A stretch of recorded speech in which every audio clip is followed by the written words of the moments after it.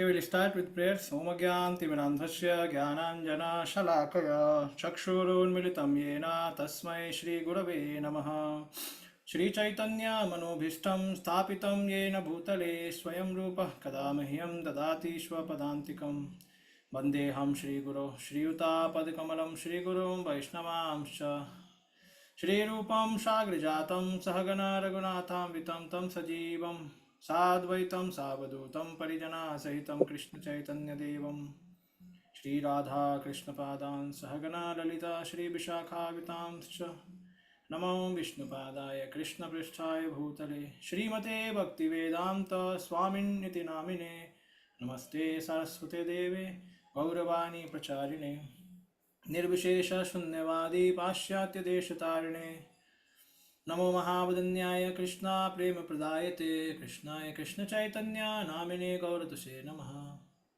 हे कृष्णा करुणा सिंधु दीनबंधु जगत्पते गोपेश गोपिका कांत राधा कांत नमस्तुते तप्त कांचन गौरांगी राधे वृंदावनेश्वरी वृषभानुसुते देवी प्रणमामि हरिप्रिये वाञ्छाकल्पतरुभ्यश्च कृपा सिन्धुभ्येव च पतितानां पावनेभ्यो वैष्णवेभ्यो नमो नमः।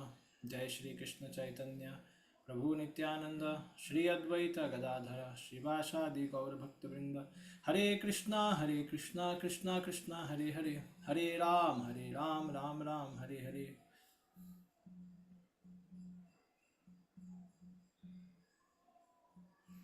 हरे Krishna.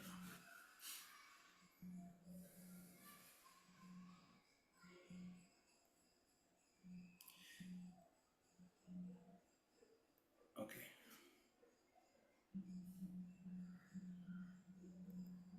So yes, yesterday we have started our Bhagavad Gita chapter 1. So I think we discussed till 4th sloka.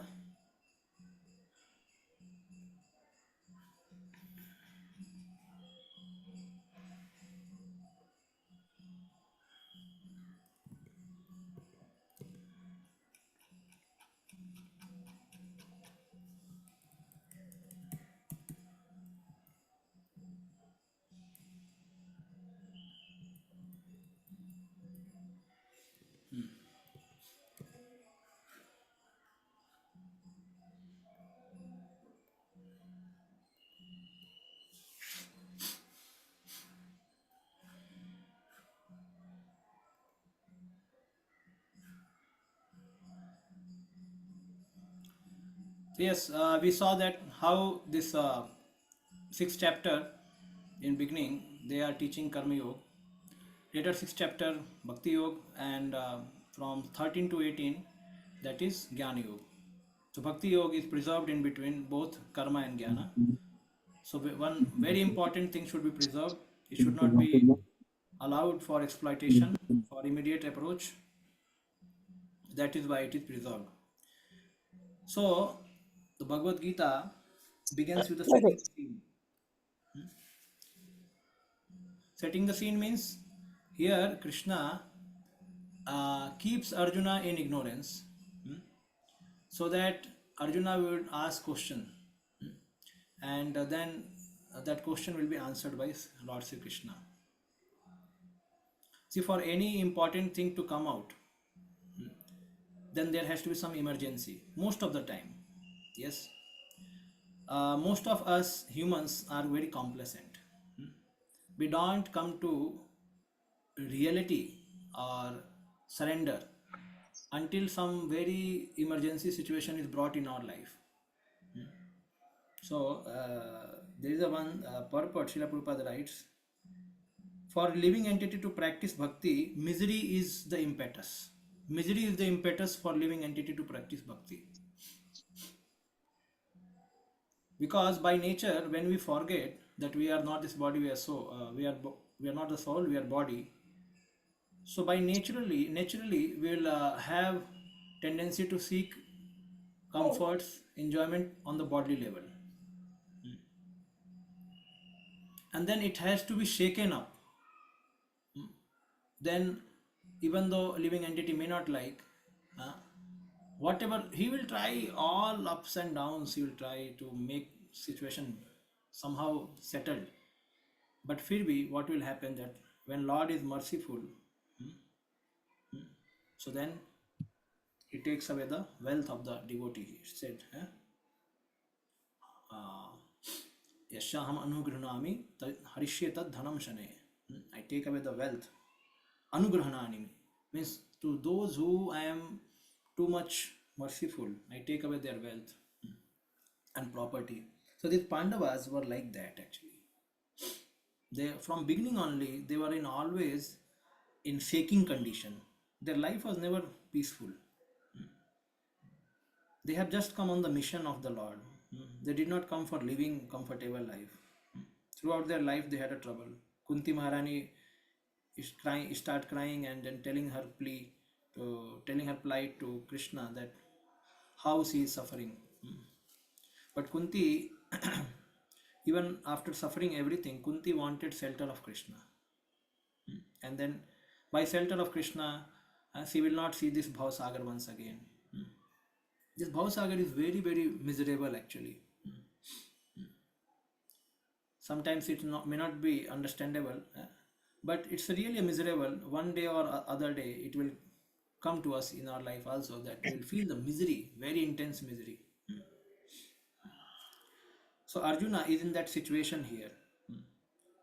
Arjuna is not a materialist person. He is a devotee. And for a devotee, he always sees that whatever he is doing, he sees for pros and cons. It should be good, it should not be displeasing to Guru, it should not be displeasing to Krishna. Huh? So he always sees in terms of scriptures. He should be doing the right thing in his life. So Arjuna is not able to find out the proper reason for himself to fight against his family members. Through Shastra, he is not able to find out. And he is in great confusion actually. So as we go ahead in the first chapter, it's like that. So as far as scriptures are concerned, his situation is such that he should not fight. Because in this fight, his gurus are also there who are innocent. Acharya, Drona, Bhishma. But when Guru they take the side of the wrong party, then Prabhupada writes they should be killed. Prabhupada writes that they should be killed.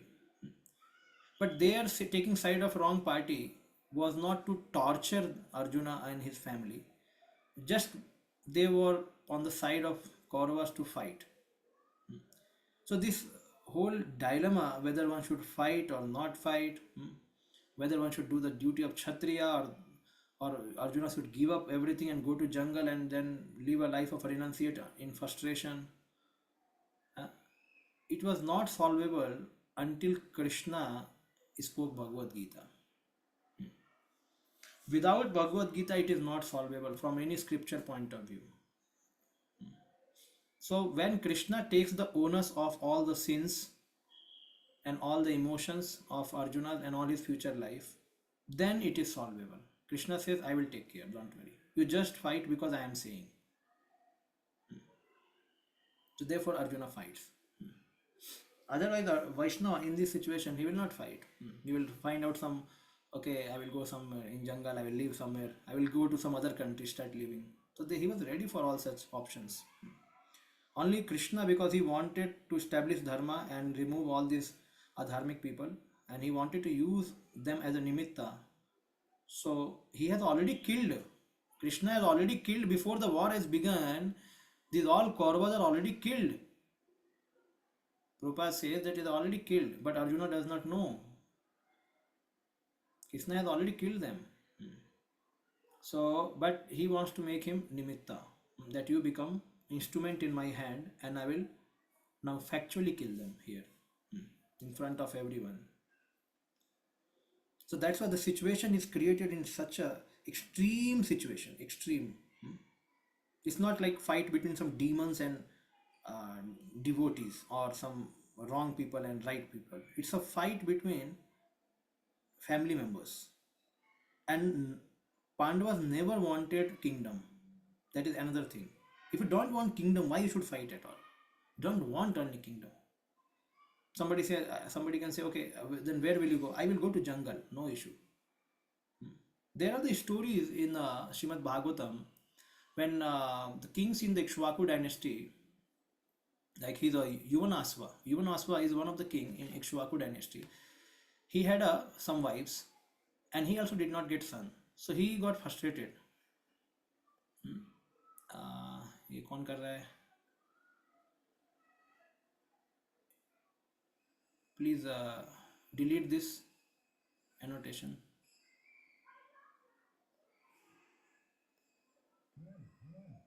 Anish Prabhu, Yes, yes. Disable करो और delete करो. पहले delete करो फिर disable करो. Okay. So Yonasva, so he had some wives and then he did not get son, so he got frustrated. He left to jungle. Thought बानप्रस्थ ले लेते हैं, छोड़ो यार, कुछ नहीं हो रहा है, कोई राजा आ ही नहीं रहा है आगे. So then he left.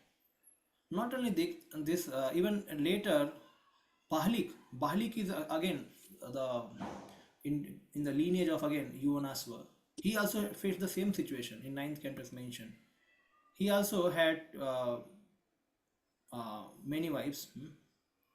So he also could not get any son. Then he thought, leave it, let us go to forest. So like that it happened in previous times. But Yuvanasva, even though he went there and his wives were not happy because they could not give any son to him. So Yuvanasva just said to Brahmanas in jungle, in forest, actually I wanted to have a son, but I'm not getting old. Can you do something? So then Brahmanas, they did some yagya and they prepared a liquid and they put the mantra in that liquid, water. And one night what happened, this Yuvanasva got thirsty. And then just out of providence, and he went and he drank that liquid. Actually that liquid has to be drunk by the wives of him, but he drank. And he drank, then he got baby in his stomach immediately. And then the baby came out of his stomach by tearing the stomach, and he did not die. So that, and then the baby started asking the milk, who's my mother? I want breast milk, where is the mother? And then Indra comes and puts his forefinger in his mouth and he says, Mam Dhata, I am your mother. Mam Dhata, take my finger, this is your milk. So therefore the Man Dhata, the king Man Dhata, who was so valiant king in the dynasty of Raghu, or basically Raghu comes later, you can say like Ikshvaku dynasty. The Man Dhata was so valiant king, even Ravan feared him, Ravana. And he was ruling over the all Bhumandala, not only this Bharatvarsha, all Bhumandala he was a king. So such king was born, but if you see the beginning, he was just frustrated, he went to the forest, Yunasva. And in the similar case, it happens with the Bahalik also. So then he also had a son later. So many times in the life of these great kings and the devotees, such situations come where the Lord reciprocates with them in a very unique way. So for Arjuna, this is a situation here. He does not want to fight. No Shastri statements are means comforting him that he should fight, and he did not want kingdom also. This is his situation, and he has to kill. And not only, it's not a question that you kill Duryodhana and just at least finish Duryodhana and leave others. No, it's not that also. It's not a war between कुश्ती नहीं है, एक दो को नहीं मारना, मारना तो सबको मारो, finish everyone, your guru, your dada, your uncle, everyone you have to kill. That is the whole. Sorry, Guruji, some mistake. You can make me co-host, Haribol. Make me co-host.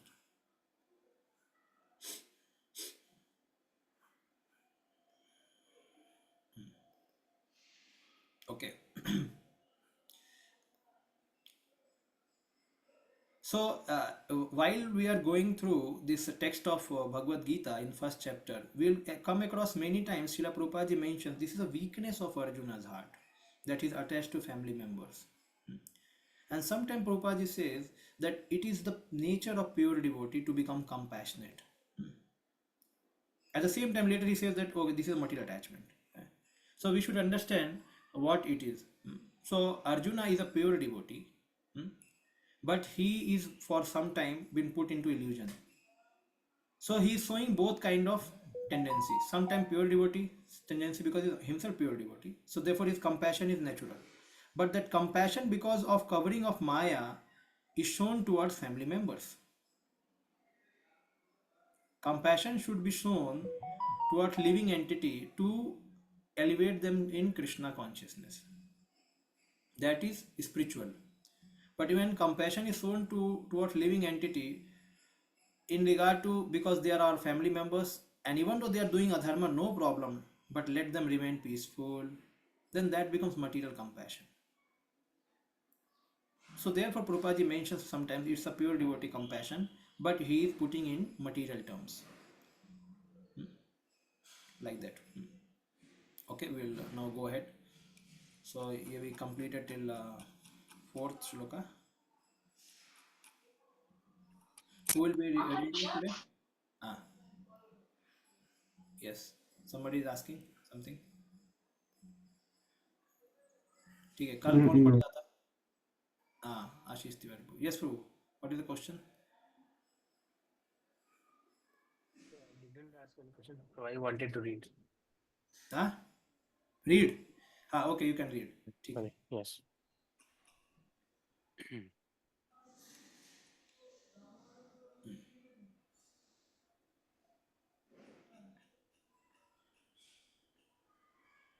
there third is done fourth अत्र सूरा महेश्वासा Bhimarjun समायुधि युधानो विराटश्च द्रुपदश्च महारथः Here in this army are many heroic bowmen, equal in fighting to Bhima and Arjuna, great fighters like Duryodhana, Virat, and Drupada. hmm. So Yudhan is a Satyaki hmm? Satyaki he was a student of Arjuna hmm? Arjuna taught him fighting and so he is fighting with in the army of Pandavas. So he was also heading person for this Narayani Sena. So Narayani Sena he was a head like a commander Senapati.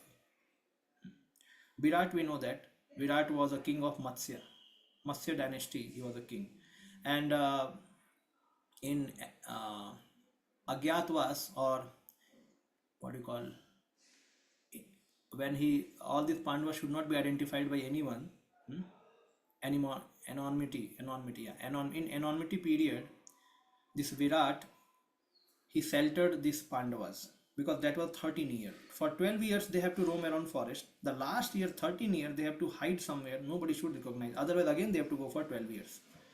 So the Virat in the Matsya kingdom, Arjuna and all these Pandavas they hid themselves. And that time he taught Virat daughter some dancing.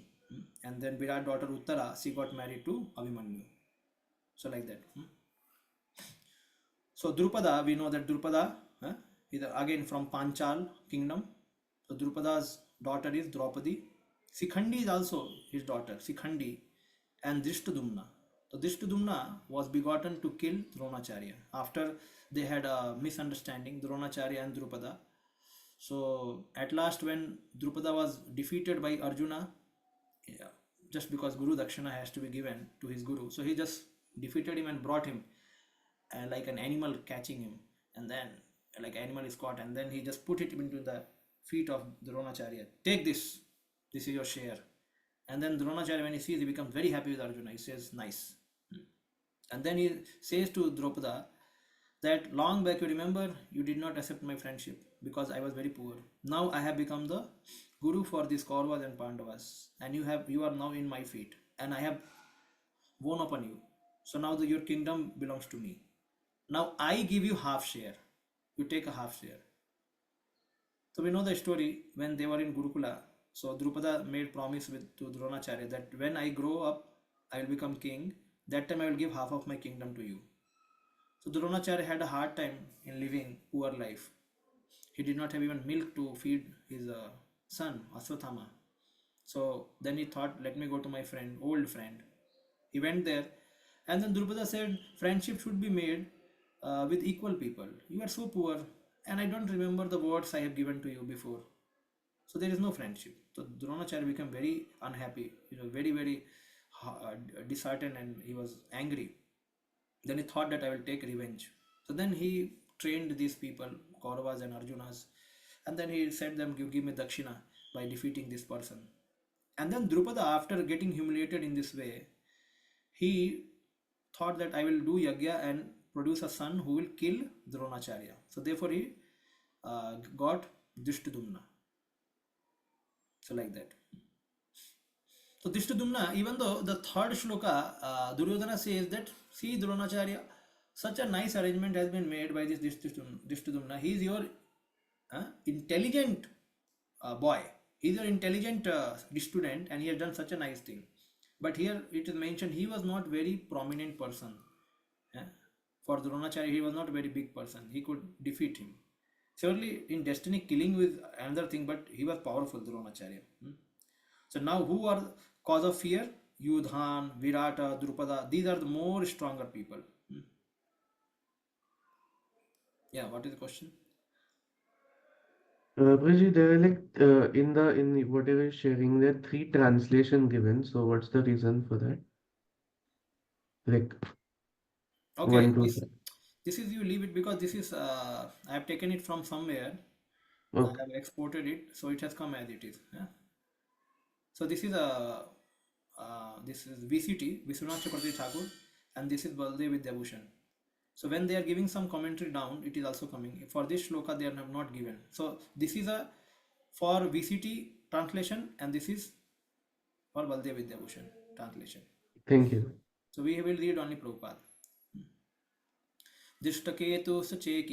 दिष्टकेतुश्चेकितान काशीराजश्च वीर्यवान् Purujit कुन्तिभोजश्च सैव्यश्च नरपुङ्गवः. Yes. हाँ, प्रभु पढ़िए. हरि बोल. आशीष प्रभु. Sorry, bro, I was reading on mute. There are also great heroic powerful fighters like Drishtaketu, Chiketana, Kashiraja, Purujit, Kunti Bhoja, and Saibya. Okay. So Pandavas had seven Akshoni Sena, and Kauravas had 11 Akshoni Sena. Akshoni means it is a ratio of one chariot. So what is the ratio? One chariot, one elephant, three horse, and five soldiers, foot soldiers. Okay? 1 1 3 ratio 5. 1 ratio 1 ratio 1 ratio 3 ratio 5. So, okay, so this is ratio for any army. For Akshoni, now for Akshoni, let us now here. So one Akshoni means 21,870 chariot. It means how many elephants? Same number of elephants. 21,870. Now 3 times if you do, that is the horses. 65,610. These are many horses, cavalry or horses. And then infantry soldiers, walking soldiers on foot. How many? 1,09,350.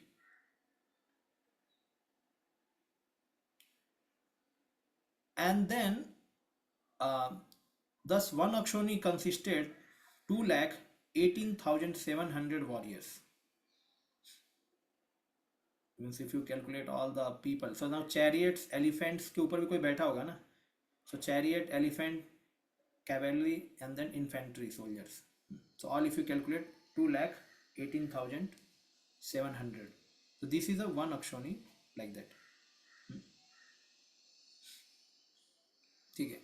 So there can be some here and there addition. Okay, that can be like कोई charioteer driver भी होगा, तो वो सब अलग अलग है वो. It is not counted in this. So like that, Pandavas had 7 Akshoni Sena, which means 15,30,900 warriors. And Kauravas has had 24,05,700 warriors. Means 15 plus 24, if you add, almost it will come 40 lakhs. But we have heard that 64 crore people were killed in the war of Mahabharata. So there are, so this is some technical means number, but there are others also which are in addition, which are not mentioned here.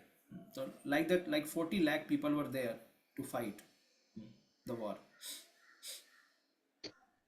Okay. Now who is the Dishtaketu? So Dishtaketu was elder son of Shishupal. He was elder son of Shishupal, and Chekitana. Now Chekitan is a son. He was a son of this Dishtaketu. Yeah.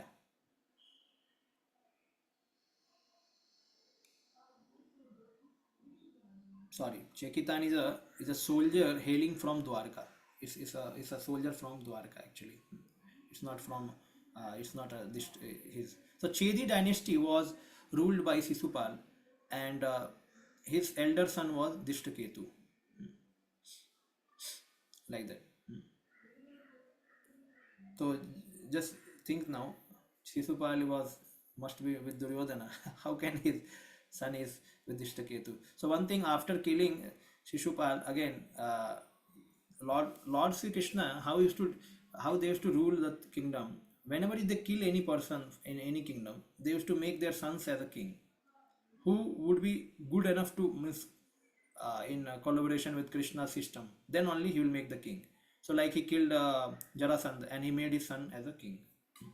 So this is called this is one term is there. I think धर्म विजय इसको बोलते हैं. धर्म विजय मतलब, इसका मतलब क्या है कि whenever you go to any kingdom, you kill the person and you make the local person only as a king. This is one thing. Second thing, if you kill the king inside some state and then you bring your king and establish, then that your king does not know the culture of that place, and then you say that you all have to follow my rules only and my culture, you need not to follow your culture. So that is quite violence. And another thing is you bring from outside and then you follow inside culture and outside, both mixing thing. So you find the British and the Mughals actually. Mughal, what they used to do, Mughal kings, they used to bring their own people, like they used to kill the inside people and they used to then put their own people. Correct? They used to put their own king. And then they used to also say that no, you cannot follow you, or they used to suppress them a lot. You have to follow what we say. When British came, British people, then they kept Indians only as a some places, like Indian ka raja rahega, ye rahega, wo rahega. And they were still taking the Indian culture, means okay, they were allowing Indian culture to happen. Slowly they were becoming dictator, slowly. But the right method is you win over the kingdom and then allow the person from there only to become the king, so that he knows, so that you should not get a headache of managing that thing. Means everywhere you send your people, he will rule. So that person should also be in collaboration with you. That should, otherwise then he start making his own army. Now my father has been killed, now we will kill this person, let us come together. So this also has to be taken care. Okay. Then Kasiraj, we know that Kasiraj means he's a king of Kashi. The king of Kashi, there are many, like Amba, Ambalika, and this Ambika. All these three were stolen by Bhishma. So they were also the daughters of Kasiraj. Kasiraj means many kings of Kashis. Then comes the Purujit. So Purujit was the son of Kunti Bhoj. Kunti Bhoj was the foster father of Kunti. Kunti was the daughter of Surasen. Surasen Maharaj means the father of Vasudeva. But then in previous times, what used to happen, when somebody did not have any son or daughter, they used to ask for adoption. Can you give your daughter to me? Many times the sons were not given, but daughters were given in charity. You find even in Dashrath Maharaj case, Dashrath Maharaj had a daughter. And so he gave the daughter to Rompad Maharaj. Because Rompad Maharaj did not have any son or daughter. So he asked for somebody and then he gave, okay, take my daughter. He gave the daughter. And so now this Kunti was really loved Kunti, and he was a foster father for Kunti, and he grew her up in a very nice way. So then Purujit was the brother of Kunti then. Hmm.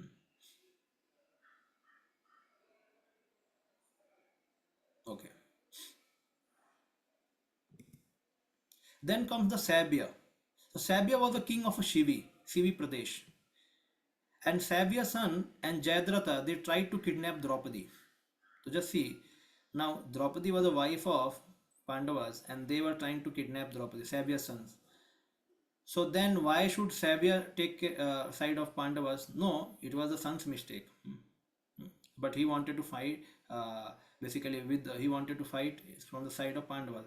So actually Sabya was also the father-in-law of Maharaj Yudhishthir because Yudhishthir was married to the daughter of Sabya whose name was Devaki. So Devik, not Devaki, Devik. So Devik was married to Yudhishthir, who was a daughter of Sabya. So Sabya fought from the side of Pandavas. So these are big people. We should understand what is mentioning actually. Narapungava. So Narapungava, Acharya will say who all are the Narapungava and who are Maharathi, who are Atirathi. Will understand later. So see the word used the Viryavan. Here the word used, they are all Viryavan. The word is used particularly Viryavan. What is used here? Uh, Maharatha. Just see, they are Maharathi. The word different words are used. Bhima, Arjuna, Samayudhi. They are equal in fighting, like Bhima and Arjuna. So Duryodhana is telling to the Dronacharya, commander, he's telling what he's telling. Ki, now I am telling you the people from the opponent's army. You just see first, and they are equivalent to Bhima and Arjuna. So the first list of the people which he gave, they are equivalent. So Maharathas. So who are those? Yudhan, Virat, and Drupada. Okay. Then he said later that these Dishtaketu, Chekitan, and Kasiraj, they are Viryavan. And Purujit, Kunti, Bhoja, and Sabya, they are Narapungava. Narapungava means they are very hero people. But may not be Viryavan. So there are different words used for them. Viryavan and Narapungava. So these three are Narapungava and these three are Viryavan. युधामन्युश्च Vikrant उत्तमोजाश्च वीर्यवान् सौभद्रो द्रौपदेयाश्च सर्व एव महारथा. Yes. There are the mighty Yudha Manyu, the very powerful Uttamaja, the son of Shubhadra and son of Draupadi. Hmm. All these warriors are great chariot fighters. So now they are chariot fighters, Sarva Eva Maharathi, and then these are the bodyguards. Yudhamanyu and Uttamaja, they are bodyguards of Arjuna.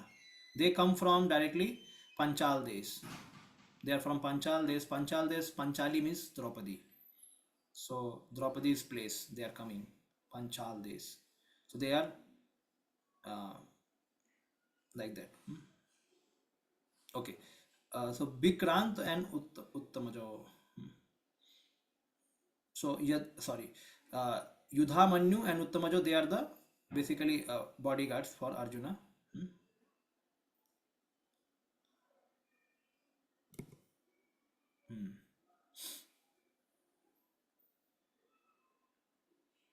And the sons of the Subhadra and sons of Draupadi.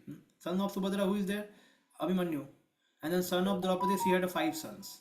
So Draupadi had five sons, one son from each husband. She had five sons.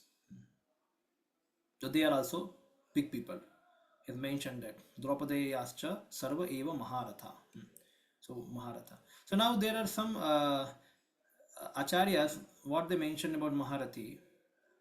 See, there's a difference of opinion here, little bit. Sridhar Swami says something else, and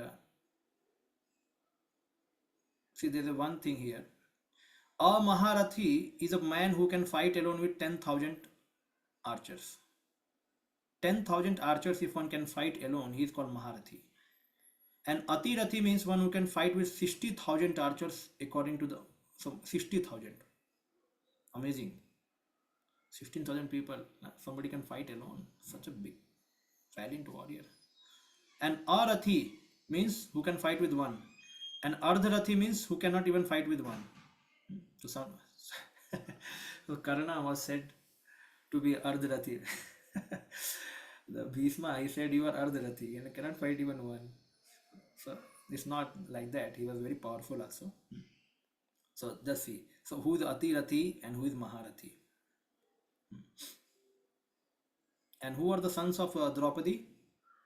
Pratibindya, Shrutasena, Shrutakirti. Shrutakirti was also son of Draupadi. Hmm? Satanik and Shrutakarma. They are the five sons of Draupadi. And then Ghatotkach was a son of Bhima.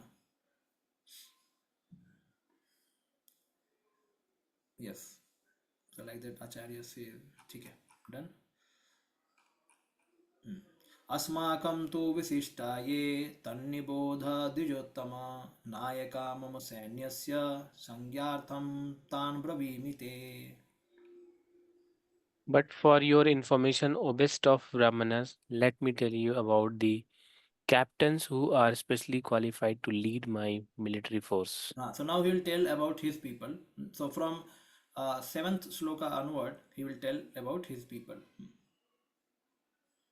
So who are the things he will telling about the Visishta people, outstanding, and leaders, Nayakas, the words used here, Visishta people, outstanding, and the leaders, and not with the great intelligence and other qualities. I shall speak to you completely understand about them. Samagyartham, Samagyanartham. Now, भवान् भीष्मश्च कर्णश्च कृपश्च समितिञ्जयः अश्वत्थामा विकर्णश्च सौमदत्तिस्तथैव च अन्ये च बहवः शूरा मदर्थे त्यक्तजीविताः नानासहस्रप्रहरणाः सर्वे युद्धविशारदाः. There are personalities like you, Bhishma, Karna, Kripa, Aswathama, Vikarna, and the son of Somadatta called Bhurisrava, who are always victorious in battle. There are many other heroes who are prepared to lay down their lives for my sake. All of them are well equipped with different kinds of weapon and all are experienced in military science. Hmm. So somewhere you will find two slokas are combined because Acharya purports are like that. So but in Prabhupada it is separated, and even the purports are also combined. So Duryodhana mentions the exceptional heroes in the battle, all of whom are the ever victorious. Vikarna. So Vikarna was the one, like the third brother, like you know that 100 brothers were there. Gandhari produced 100 children. eh. So then third person was Vikarna. So now this Vikarna was the only person who revolted, or you can say who stood against this whole work of snatching away the clothes of the Draupadi in Asat Sabha. So he told why this thing is going ahead. It should be stopped.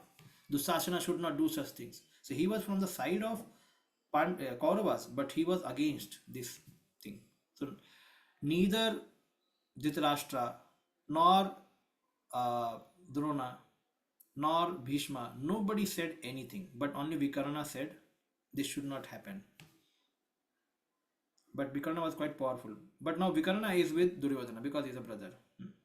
So there was some kind of misunderstanding also. Vikarna, you took side of Pandavas, I know that. So now you should fight properly. Don't become lenient with them. So Duryodhana aside, there are many people who have very good heart for Pandavas. Many people are like that. Like we see Dronacharya has, Bhishma has, even this also has. Because he was an evil person, Duryodhana. eh, And he was in the post, so therefore they had to support him. And Asutama, he was son of Dronacharya. Now, Bhurishrava. So, Bhurishrava, Somadatta, he was the Bahlik, king of Bahlik. Bahlik king. And so, he was the elder brother. So, uh, he was the son of Balhik, who was the elder brother of Santanu. So, Santanu had an elder brother whose name was Balhik. And so, Somdatta was the son of Bahlik. So Santanu's elder brother's son is Somdatta. And then this Bahlik had three sons. In that, Bhurishrava was one of them.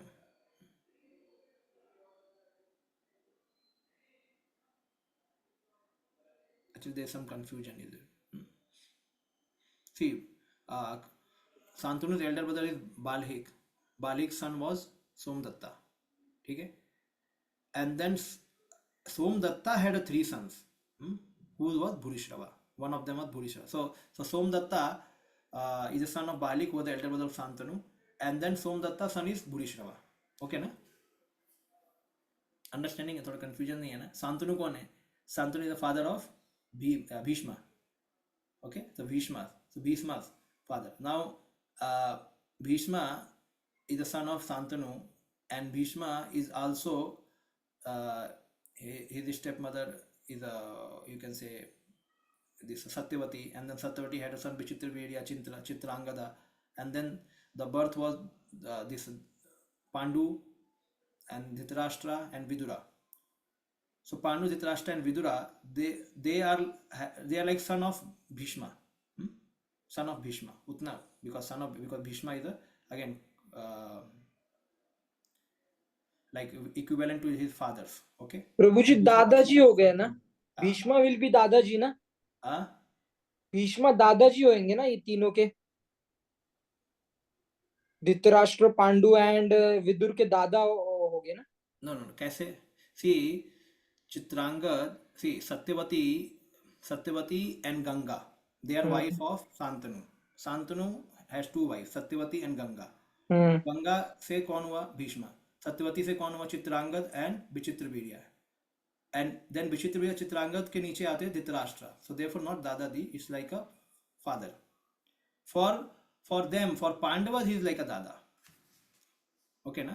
Okay, Prabhuji. For you Yes. So now this is Santanu's lineage. From Santanu, if you go here, then here comes who? This Balhik. So Balhik was the brother of Santanu.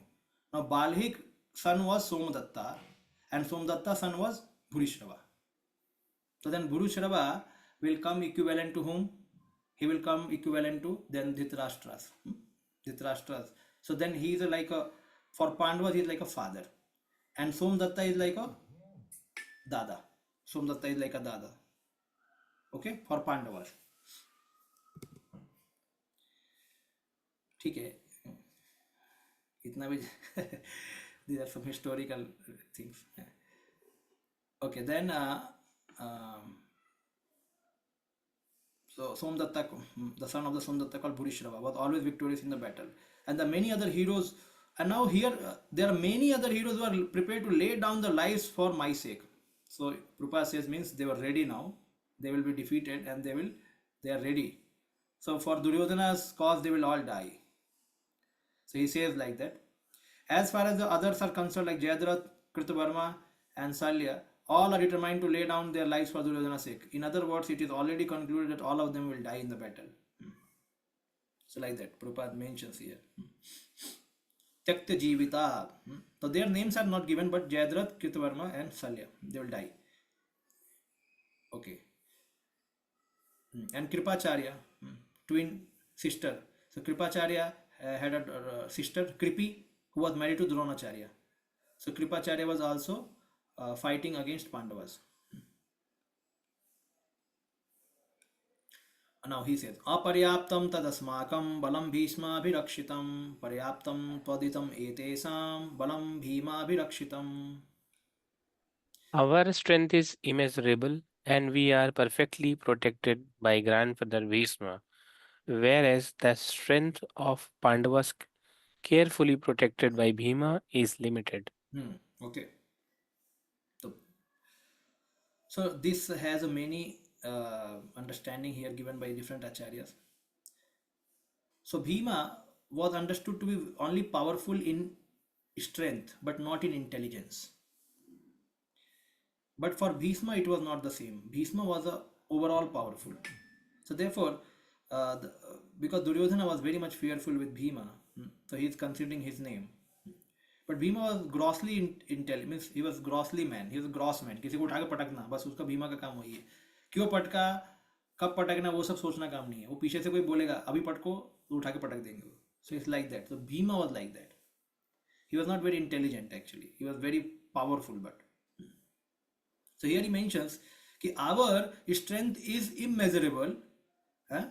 But the Pandavas' strength are limited. So aparyaptam. So aparyapta has two meaning. One is insufficient and one is immeasurable. It's infinite. Because we have Bhishma with us, so we are having infinite strength. And then because they have Bhima, so they have Paryapta. They have limited strength. So therefore we will be winner. And the same concept was there with the Dhritarashtra. Because Bhishma nobody can defeat, so we will win. Now the different Acharya take different meaning here. Uh, Here it said aparyaptam, we cannot fight against the Pandavas. Our troops, now just see, he who is this? Biswanath Chakravarti Thakur. So he says the second meaning. Aparyaptam means our troops are not up to standard, means we are limited. अपर्याप्त है, असीमित है, sorry सीमित है हमारा strength. We cannot fight against the Pandavas. So he takes that meaning. Rupaji directly literally makes the translation, but here he makes this.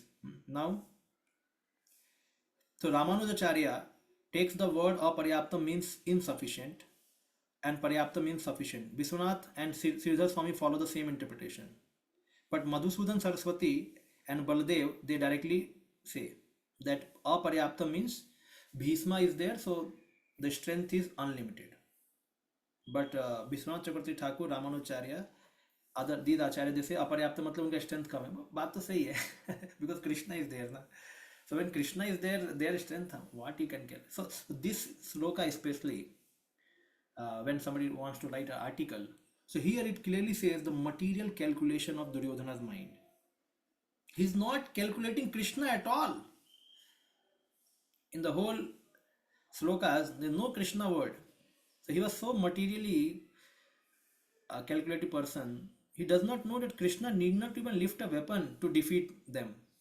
He was just calculating in terms of material strength. Oh, we have Bhishma, so therefore nobody can defeat him. He's a foolish person. So like that. Anayeshu cha, abhi now some Mataji can read. Who is there? Somebody will opt. Ji, can I read? Yes. Soumya Mataji, please go ahead. Who? Okay. Soumya Mataji. Okay, you can read. So anayeshu cha sarveshu yatha bhagam avasthitaah Bhishma eva virakshantu bhavantah sarvam eva hi. Duryodhan, after praising the prowess of Bhishma, further considered. You can first read translation. Okay. All of you must give support to Grandfather Bhishma as you stand at your respective strategic points of entrance into the phalanx of the army. Okay. So here now he has told about the Bhishma. Now Duryodhana is playing some diplomatic thing. Somebody can say, "Arey, you are glorifying only them only. What about us?" So therefore, the word he uses. 1 minute. Anayeju sarveshu. All of you also don't think that you are all not counted. No, you all should support whom? Bhishma. You are all with me, so therefore you should support Bhishma. I have not taken your name. It does not mean that you are not counted. So you all should be there, because Bhishma sometime in fighting with somebody, somebody else can fight from other side and he can be harmed. So you all should help him. This is what he says. Duryodhana, after praising the prowess of Bhishma, further considered that others might think that they have been considered less important. So therefore he was doing that. Therefore it was important that other heroes not leave the strategic position. Okay. And why he was confident about Bhishma, the reason was Bhishma did not speak a single word against Duryodhana when he was planning to disrobe the clothes of Draupadi. So then Duryodhana thought, भाई दादाजी ने कुछ बोला नहीं, मतलब दादाजी भी हमारे साथ हैं.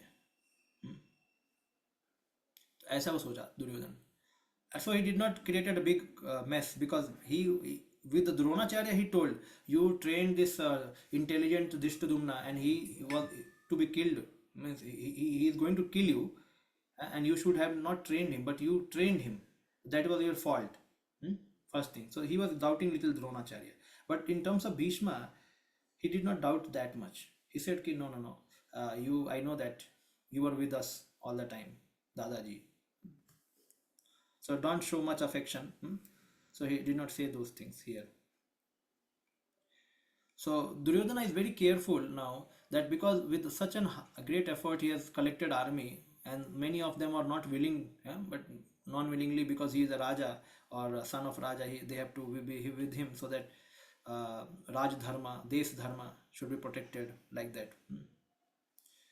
So you should all protect Bhishma on the sides by staying in your position which has been assigned individually for entering into the ranks of the enemy troops. ठीक है. Done.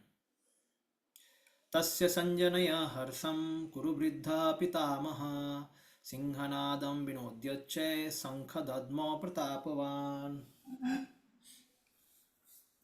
Then Bhishma, the great valiant grandsire of the Kuru dynasty, the grandfather of the fighters, blew his conch shell very loudly, making a sound like the roar of a lion, giving Duryodhan joy. Bhishma thought now कि मेरा पोता बहुत बोल रहा है because he's fearful. Who? This Duryodhana was fearful, as we heard in the beginning. He was fearful that none of his members should ditch him at this moment because he has a very great war and he has to win. So therefore he knew that there is a fear in the heart of Duryodhana. So okay, let me blow the conch. If I blow the conch, he'll get some harsha. उसको हर्ष के लिए कि ठीक है बेटा लड़ाई करूंगा चिंता मत कर. But the meaning of blowing the conch is he's saying I will do my duty, but victory I cannot decide. Victory will be on the side of Pandavas or where Krishna is, their side will be victory. That I will not decide. I don't know about it. Because where is Madhava? Jayastu Pandu Putranam Tasya Pakshe Janardana. Jayastu Pandu Putra means surely the Pandu Putra will be victorious because there is a Janardhan. Krishna is there. This was the thing. Indirectly fighting without heart. Indirectly the symbolism of the conch shell, he informed his depressed grandson Duryodhana that he had no chance of victory in the battle because Sri Krishna was on the side of other side. But still it was duty to fight, so okay, I will fight with you. So just to please him, he blew the conch. Sometimes parents, just to please the children, they just go with the child, whatever he's doing, and just follow, everything is nice. But they are not very happy.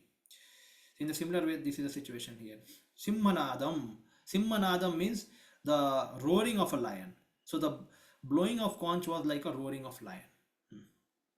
Another thing, his conch is not said to be transcendental. This Acharya will say. But when Krishna's conch, Arjuna's conch, they were all transcendental. So transcendental has a different effect also. That transcendental things are means eternal. It's a blessings, higher blessings. So Bhima's conch, Bhishma's conch is not transcendental, not mentioned here to be transcendental. Only mentioned is roaring like a lion. Simhanadam. Without saying a word, just by blowing his conch, Bhishma announced that he would give up his life according to Kshatriya Dharma for Duryodhana, though victory or defeat was really dependent on the Lord. I can give my life but not victory. So this is Bhishma thing. Tataha sankhascha varyascha panavana ka gomukhaha sahasaivaabhyaha yantas sa sabdastu mulo bhavat. After that, the conch shells, drums, bugles, trumpets, and horns were all suddenly sounded, and the combined sound was tumultuous. Tumultuous. So, see, fighting was also a playful activity, or you can say it's a joyous activity. अब लड़ाई हो रहा है तो वहाँ पे drum बज रहा है टिंग टिंग टिंग. So now there are the trumpets, there are bugles, there are drums. These things are there. Drums generally you see drums they beat with some stick, tuck tuck tuck tuck tuck. and trumpet. What are the trumpet? So now see here they mention here the bheriya. Bheriya means large drum, बड़े drum. उसके लिए मोटा मोटा लकड़ी रहता है, उसको ऐसे पट पट मारते हैं, भेड़िया. एंड पनवा आनका मीन्स केटल ड्रम. सो केटल ड्रम जनरली वो अपना जैम्बे रहता है ना, जैम्बे की तरह बजाते हैं, जैम्बे तो वो हाथ से बजता है, और ये थोड़ा लकड़ी से बजाते हैं. भेड़िया लकड़ी वाला. And horns was also there. So एक तो इसमें एक सहनाई भी होती है. ट्रम्पेट मीन्स सहनाई वाला. ऐसा होता है ना, ऐसे वो ऐसे निकल के रहता है, हॉर्न्स जैसे गाय की तरह ऐसे निकला रहता है, ऐसे करके ऐसे ऊपर. Must have seen in many functions. Previously they used to use. So then, because now he has blown up the conch, now they have understood now Yuddha is going to start. So they have blown this. All after Bhishma's roaring of his conch, then they started playing all these instruments, and the whole sky was filled with that. Anaka is a kettle drum. Gomukha is a type of trumpet. Trumpet with having the Gomukha. Tataha swetair hayir yukte. Yes, what is the question? Prabhuji, the question is that see, in the war field, first of all, what is the need to play the music? Second is that who are these people playing the music, because they know they will die. They don't have any arms and ammunition, na? That they will have swords or bow and arrow to fight.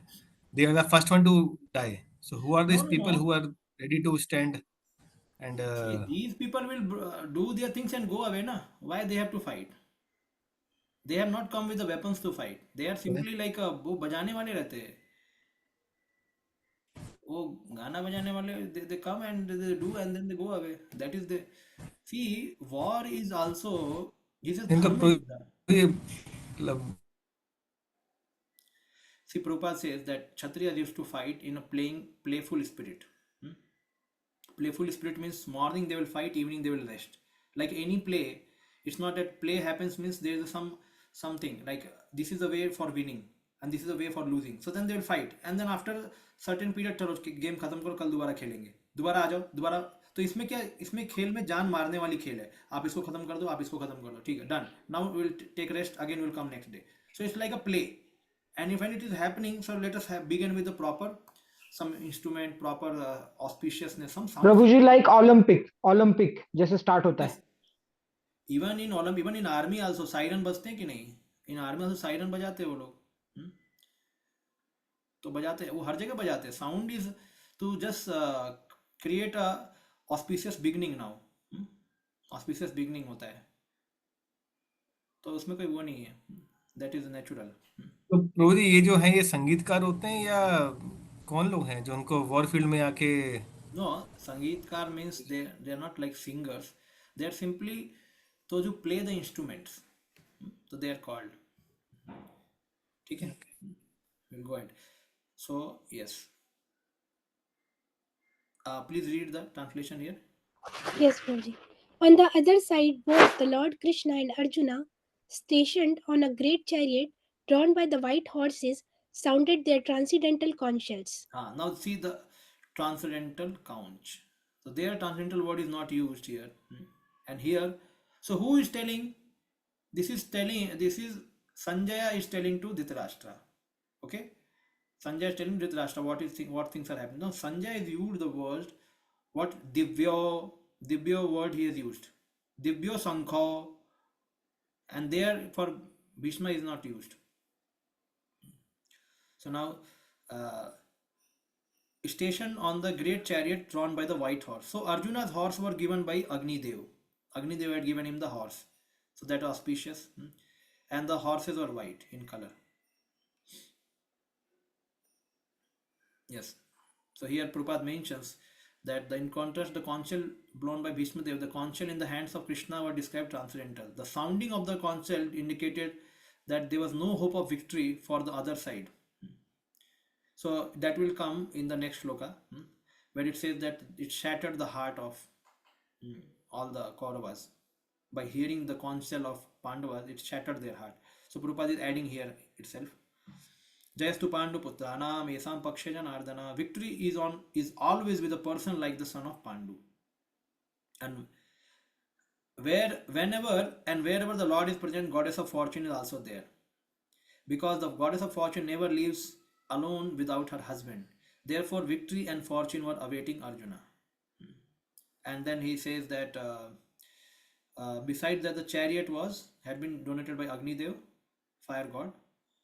So these are all some auspicious symbols that the Lord is there. Conch shell is a transcendental, eh? And goddess of fortune is there.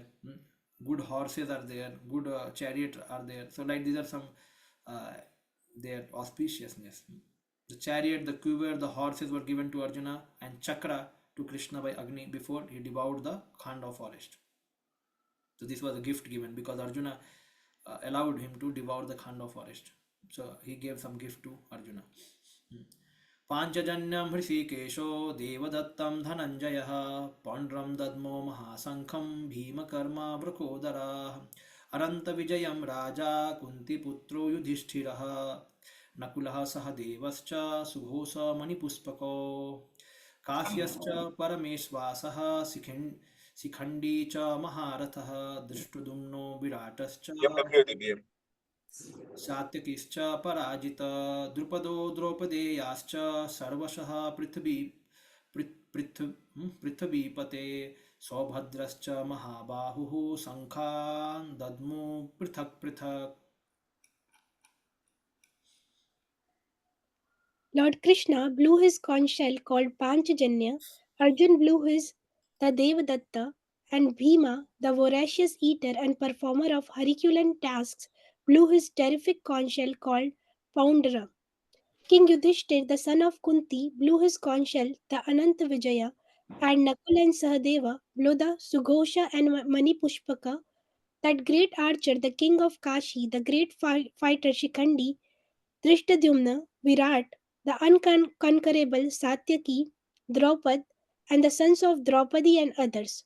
O king, such as the mighty armed son of Subhadra, all blew their respective conch shells.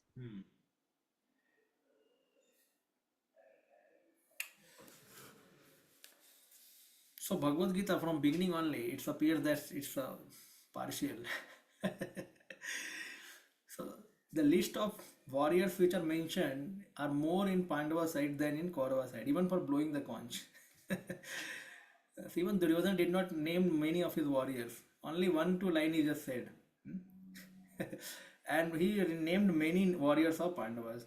And in conch also, when this Sanjaya is telling, so he's taking more names of sites of Pandavas than, and there only Bhishma blew the conch. No, not about Drona, not about Duryodhana, no conch mentioned. And here all the conch are mentioned here. So Sanjaya was a nice devotee. So you are doing a good service. So Panchajanya, Krishna's conch, and Devadatta was, so we know that this Panchajanya's history, all other things. Sikhandi was the king of the Kashi. The Sikhandi is Maharathas. Dishtudamnu Virat Satyaka who could not be defeated. So it is mentioned the king of Kashi, the greatest archer, Sikhandi.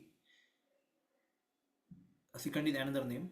A Maharatha, Dishtudumna, Virata, Satyaki, who could not be defeated.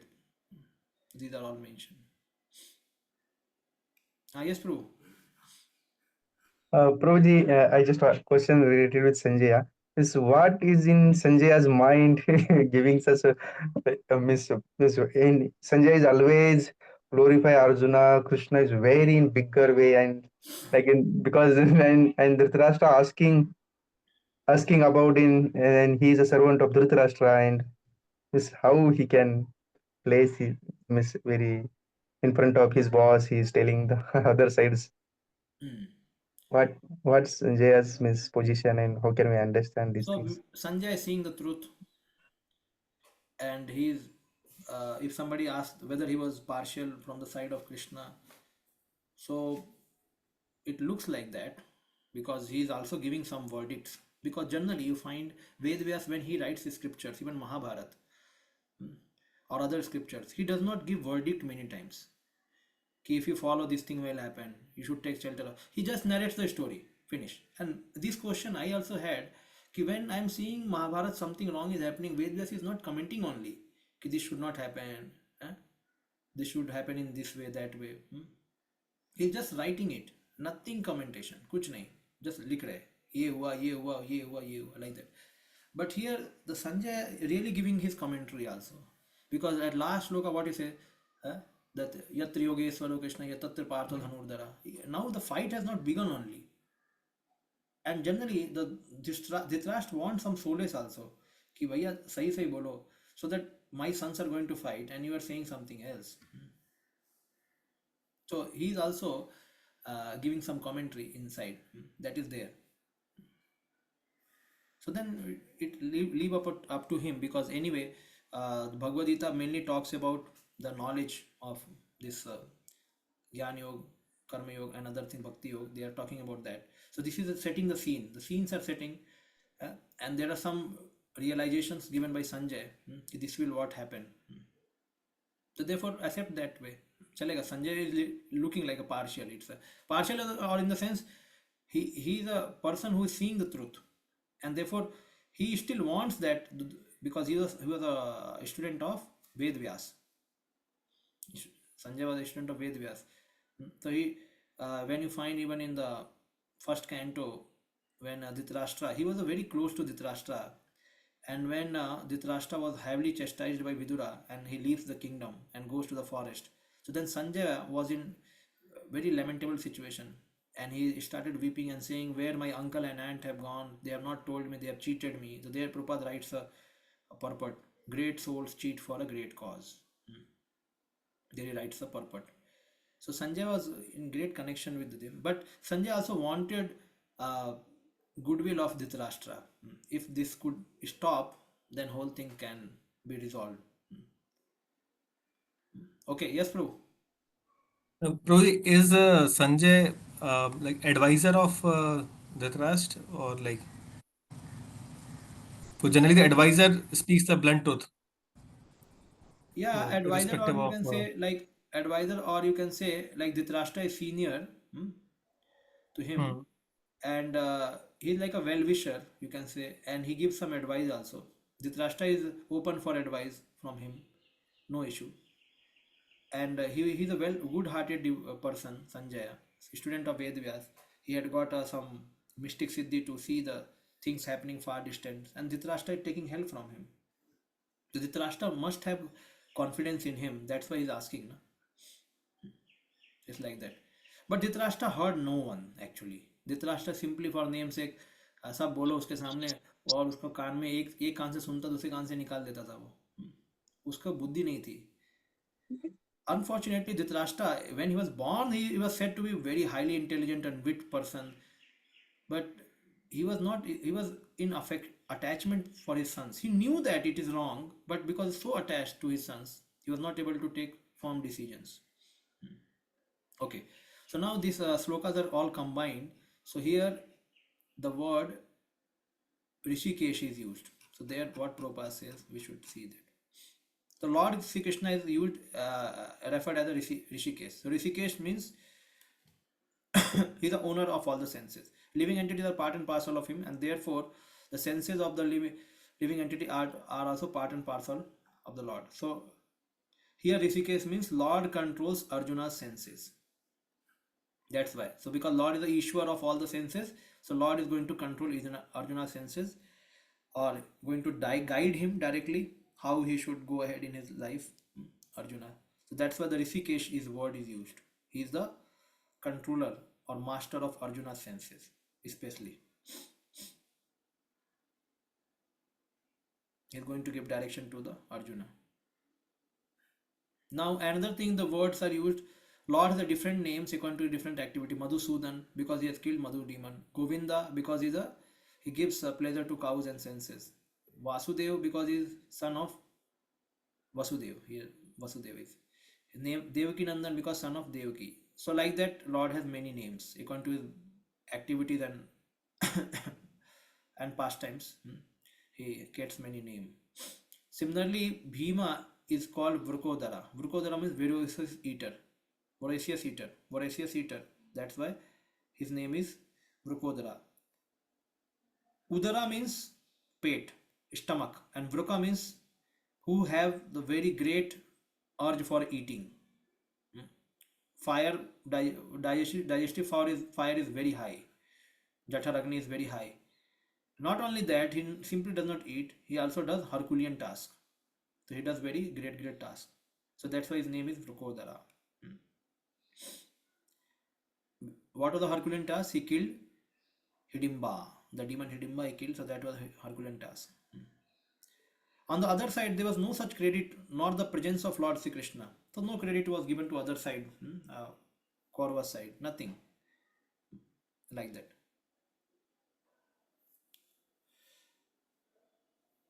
Here it is mentioned, just see.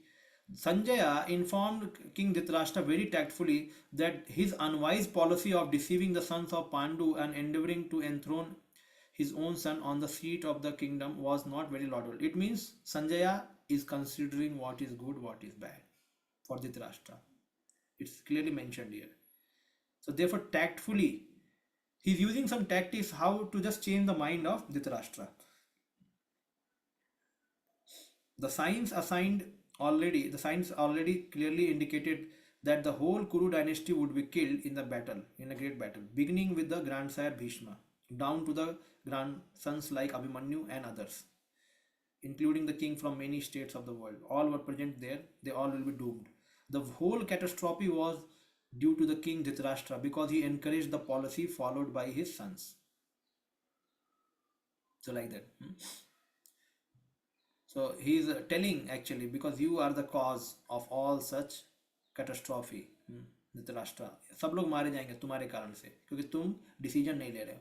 Actually ऐसा होता है many times in the families. Actually generally in Indian traditional Vedic family, the husband should be very strong. They should be taking some decisions in the life. When husbands are not very strong, when they are not trained properly in the Guru Parampara system, and they also remain lenient, the whole family is goes to dooming condition only. It happens many times. It's seen because कुछ दिमाग ही नहीं चल रहा है क्या family में हो रहा है. Like that's why the Arjuna further says in this, if the elders are killed in the family, then irreligion will come, and then the ladies will be exploited, and then the Varna Sankar will be born. So this is like unwanted population. But at the same time, when it comes to taking decision about religious life, decision about spiritual life, so they should be very strong. Their intelligence should work very strongly. So here Dhritarashtra, being the king, he is such a lallu panju, means he's behaving like he's not taking decision. Just imagine such a big war is going to impend, and he is just foolish idle king. Just waiting for catastrophe to happen, and he is also desiring from inside, ladai hona chahiye, like that, thinking like that. So such person should not be the king. Such person should not be the king. Such attached person. Yes. So aparajitah means unconquerable. However, it can be read as cha aparajitah by including the word cha as a part of word instead. Okay. Okay. Acharya also says the same thing. Okay, the word Raja is used in the sentence above because it is for Yudhishthir, because Yudhishthir performed Rajasuya Yagya. Even though Yudhishthir was not a Raja, why the word Raja is used? Raja Yudhishthira, because he had done Rajasuya sacrifice, so therefore he was recognized as a king until after the battle. Bhima Karma, the ferocious man of ferocious actions. This is for Bhima. The word Dhananjaya indicates that Arjuna gathered the unlimited treasure when he went out to conquer the directions. So like that, Arjuna got lot of wealth. So Dhananjaya, his name is Dhananjaya. Kasi indicates the king of Kasi. So now, O Dhritarashtra, the lord of Prithvi, Prithvi Pate, your bad advice has brought about this calamity in the form of destruction of the dynasty. So now the word used here above, Prithvi Pate, is for Dhritarashtra.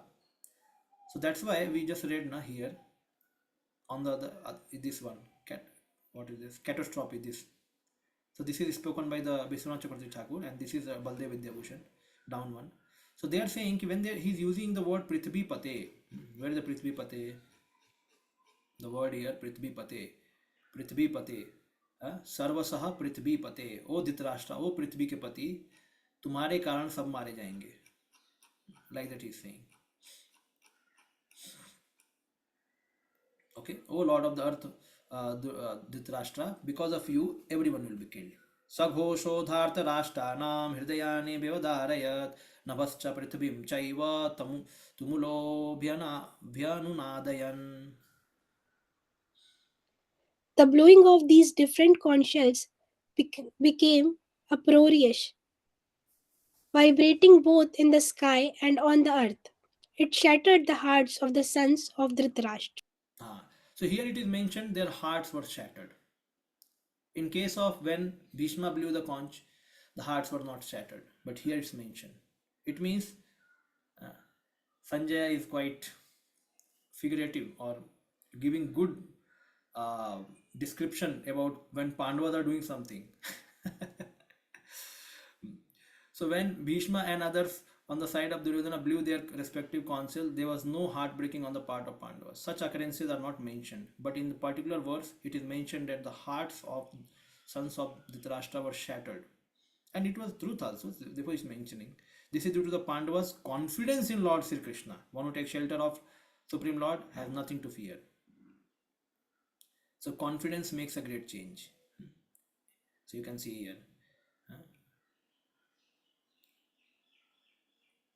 ठीक है. Atha Vyavasthita. Okay, next who will read? Yes, Prabhu side. Who will be reading? Anish Prabhu. Yes, okay. Atha Vyavasthitan Drishtva. What is this? धार्तराष्ट्रान् कपिध्वजः प्रवृत्ते शस्त्रसम्पाते धनुरुद्यम्य पाण्डवः ऋषिकेशं तदा वाक्यम् इदं वाह महीपते. अर्जुन उवाच सेनयोरुभयोर्मध्ये रथं स्थापय मे अच्युत यावदेतानि रक्षेऽहं योद्धुकामान् अवस्थितान् कैर्मया सह योद्धव्यम् अस्मिन् समम उध्ये अस्मिन् रण समुद्यमे योत्स्यमानान् अन्वेक्षेऽहं य एतेऽत्र समागताः धार्तराष्ट्रस्य दुर्बुद्धे युद्धे प्रियचिकीर्षवः. Yes. At that time, Arjun, the son of Pandu, seated in the chariot bearing the flag marked with Hanuman, took up his bow and prepared to shoot his arrows. O king, after looking at the sons of Dhritarashtra drawn into military array, Arjuna then spoke to Lord Krishna these words. Arjuna said, O infallible one, please draw my chariot between the two armies so that I may see those present there who desire to fight and with whom I must contend in this great trial of arms. Let me see those who have come here to fight, wishing to please the evil-minded son of Dhritarashtra. After blowing the conch, here some extra things are mentioned about some auspiciousness also. So on the flag Kapi Dhwaja, on the flag of Arjuna, Hanumanji was there and took up his vow. Arjuna took up his vow, prepared to shoot his arrows.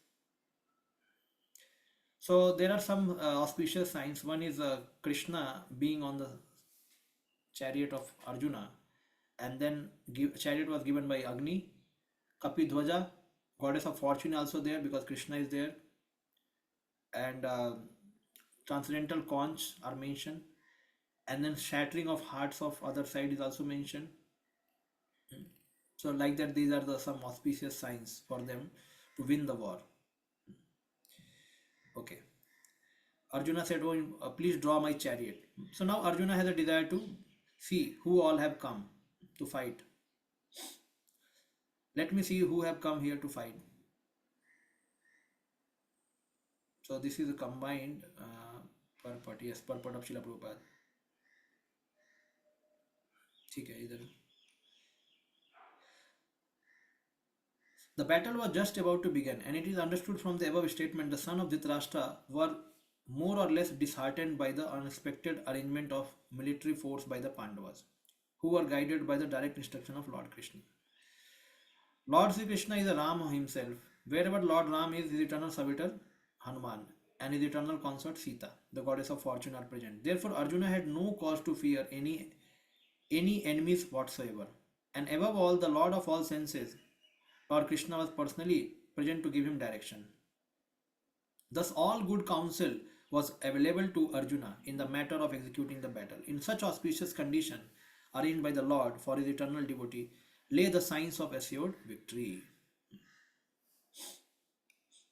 So, all facilities are arranged for Arjuna to win the war. Okay, next. Then, Prabhupada mentions that Lord Sri Krishna, Supreme Personality of Godhead, out of his causeless mercy, he was engaged in service of his friend. So, Achyuta. He never fails in affection for his devotee, thus is addressed here as infallible. So, Achyuta means what? He never fails in affection for his devotees. He became, as charioteer, he had to carry out the orders of Arjuna since he did not hesitate to do so. So, his address here is infallible. Although he had accepted the position of a charioteer for his devotee, his supreme position was not challenged. He did not become driver for all eternity. No, he was the supreme lord only. Out of affection for his devotee, he took up the role of chariot driver. So this is Bhakta Vatsal actually. So Achyut means, many times this question is asked, what do you mean by Achyuta? Achyuta means Krishna never fails in his affection for his devotees. That is Achyuta. And once he has affection, he will take any role. He can become small, he can become big, anything he can do for his devotees. So that is Achyuta. He takes great pleasure in his pure devotee assuming the advantageous position of ordering him. Then he does in being the giver of order. Since he is a master, everyone is under his order, no one is above him to order him. But when he finds a pure devotee is ordering him, he obtains transcendental pleasure. So now Prabhupada is mentioning how the relationship between devotee and the Lord is very sweet and transcendental. How the Lord not only doing the role here, but he's also relishing the reciprocation with Arjuna. Arjuna is ordering him, Krishna, please go there. Okay, I will take you. Krishna, please don't do such things. Krishna, don't run the horses very fast. Keep slow, keep slow. So then he's okay, I'm doing it. So then he is following the order of Arjuna. So as a pure devotee of the Lord, Arjuna had no desire to fight with his cousins and brothers, but he was forced to come on the battle by the obstinacy of Duryodhana, who was never agreeable to any peaceful negotiation. Okay.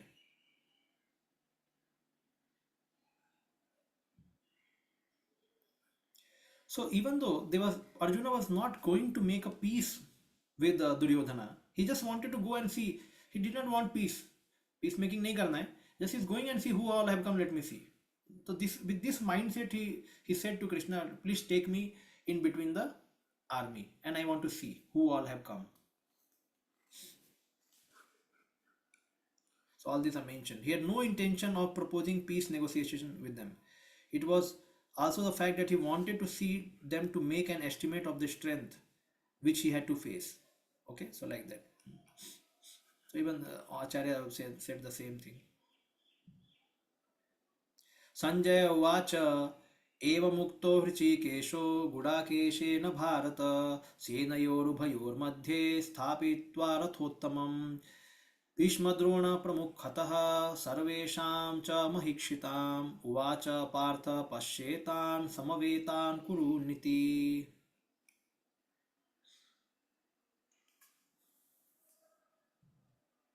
Sanjay said, O descendant of Bharata, having thus been addressed by Arjuna, Lord Krishna drew up the fine chariot in the midst of the armies of both parties.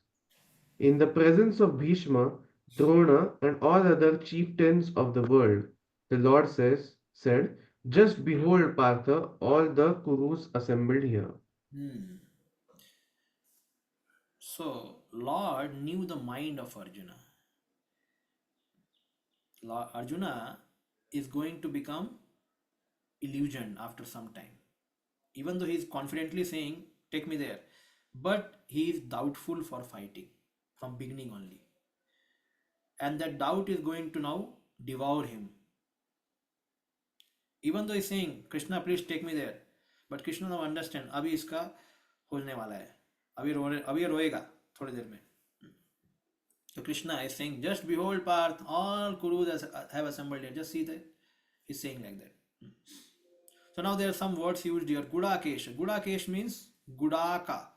Gudaka means sleep. And Gudaka का ईश्वर कौन है? उसको बोलते हैं sleep का ईश्वर. So Gudakesh.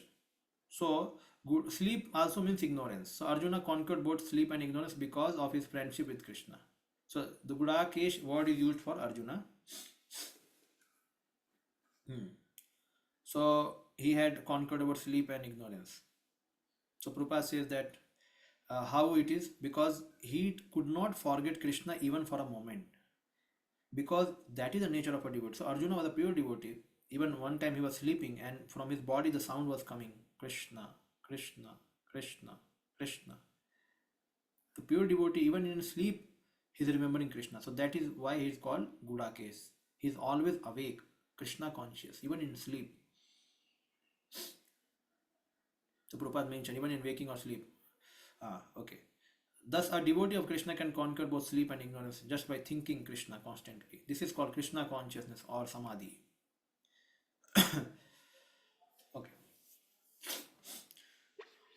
So as a super soul, Krishna knew that what is going in the heart of Arjuna. So the word of Rishikesh is used in that way.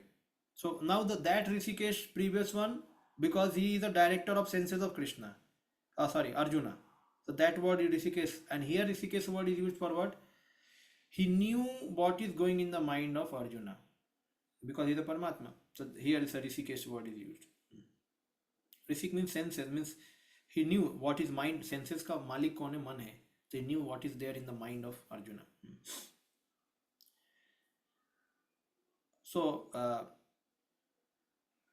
now what did Krishna mean when he told Arjuna to behold? Krishna present to Arjuna the mind, Arjuna's mind, the current situation. So Krishna never expected such things from the son of his aunt Parth Pritha. The mind of Arjuna was thus predicted by the Lord in friendly joking. So what is the mind of here? Basically, the Lord knew that these things are going to happen to Arjuna. So just behold the Kurus, dekho apne Kurus ko, because this sight of Kuru will bring about change in your mind. Till then you had some confusion, some little bit confusion. Now this will create a havoc for you. Now see that. तो ही presenting, जो तुम्हारे मन में जो doubt था ना, अभी doubt को मैं निकालता हूँ, देखो इसको. So like that he is presenting the truth to him. So now you see now. Because Krishna, he is a spiritual master for everyone. He wants to clear all the doubts of his disciple Arjuna. And so he wants to now begin speaking Bhagavad Gita, and all these incidents should come forth. So he is doing all these things. ठीक है. Acha, there are some other meaning given by Acharya. Gudakesh means, Akesh means, A means Vishnu, and Ka means Brahma, and Shiva means Isha. So it is mentioned here, Gudakesh means Arjuna, who gives them the experience of sweetness of the Lord's affection, just as sugar, Guda, gives the experience of sweetness. So किसी को गुड़ खिलाना, ऐसा जैसे some you are feeding some good or chini to somebody. So what Arjuna is giving to this all Lord Shiva, Brahma and Vishnu, he is giving the sweetness of Krishna to them. By his relationship with Krishna, because such a pastimes are happening, and because of Arjuna is happening, so Arjuna is becoming the cause to give them pleasure, all these gods. So Vishnu, Brahma and Shiva got opportunity to experience the Krishna sweetness because of Arjuna. So this is another meaning actually, Guda case. He's feeding good to all these things, all these people. Where the Supreme Lord Krishna, the crown jewel of all the avatars, being controlled by the prema, followed by the orders of his servant Arjuna, how could Vishnu, Brahma and Shiva show off any of their powers? Instead, they felt that they had reached the pinnacle of perfection by manifesting affectionate feeling for the Lord themselves, inspired by Arjuna. So, by seeing all these dealings between Arjuna and Krishna, Lord has appeared and Lord is a chariot driver. Lord is now going to take the chariot in front and going to speak Bhagavad Gita. And not only this pastime, even previous also is mentioned another pastime here down. In a Bhagavatam is mentioned, the Mahavishnu wanted to see Krishna. So then Mahavishnu stole away the sons of Brahmanas. And Arjuna took a vow that now no sons will be stolen. If the sons will be stolen, I will enter into fire. And Krishna was listening all those things. And Krishna knew that what is happening. And then Arjuna goes with the Brahmana and then say, okay, where is your next son? Okay, he's about to be born now. Okay. So then he shot all the arrows and he covered the whole arena with his arrows so that nobody will steal the son. But still, after the son was born, the son was gone. Then Arjuna thought, where it went? Kidhar gaya? He started searching, he could not find. Then he thought, now I have to enter fire. And then Krishna said, what you are doing? So this was many times this happens. Arjuna takes vow and then wants to enter fire. Then Krishna comes in between. क्या कर रहे हो? बोला आग में कूद रहा हूँ. बोले अभी कूदने का समय नहीं है. Let us now find out another way. So then Krishna takes him to Mahavishnu. Just imagine where it takes. पूरे ब्रह्मांड को फाड़ के बाहर निकल के जाते हैं लोग. Just imagine. Or Mahavishnu was there, and then when he saw Krishna and Arjuna, he became so happy. He said, I wanted to see you, that's why I was stealing you the child. Mahavishnu has so many Brahmandas to worry about, and he was just stealing some children of some Brahmanas from one Brahmanda. So this is amazing. It means how many people want to see Krishna? Mahavishnu wants to see Krishna. That's why it's mentioned here. All these great demigods and the gods, they want to see Krishna because he is the epitome of all avatars. And Arjuna is making such pastime to unfold. This is another meaning.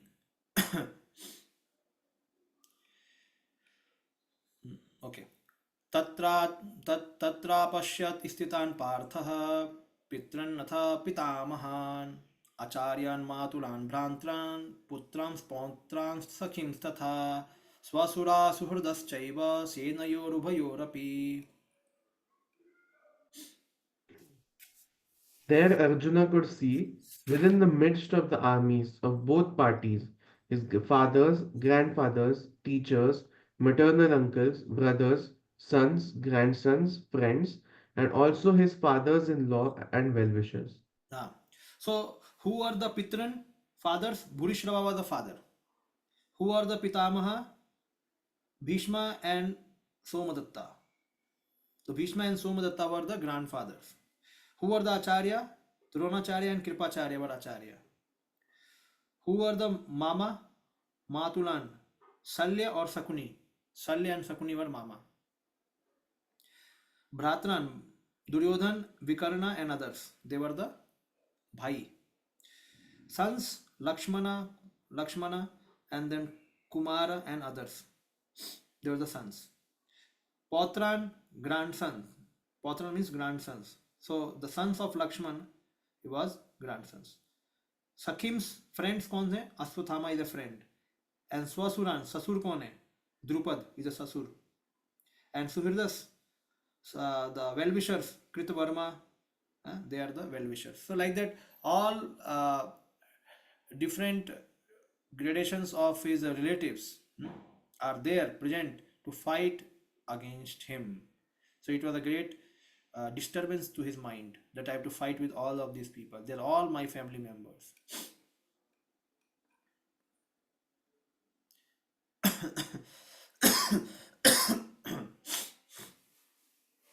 Okay, so here some things are mentioned.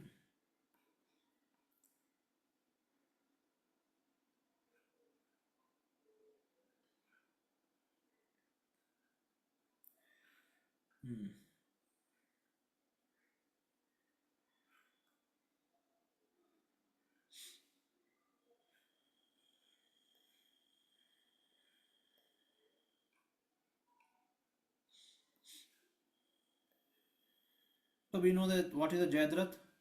Jayadratha had a boon that whoever made his head touch the ground would have his own head burst into the 100 pieces. So Arjuna defeated by shooting an arrow which chopped off his head and sent it in the lap of his father in meditation.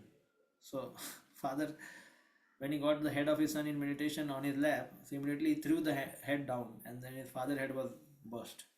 So like that. So these are some incidents.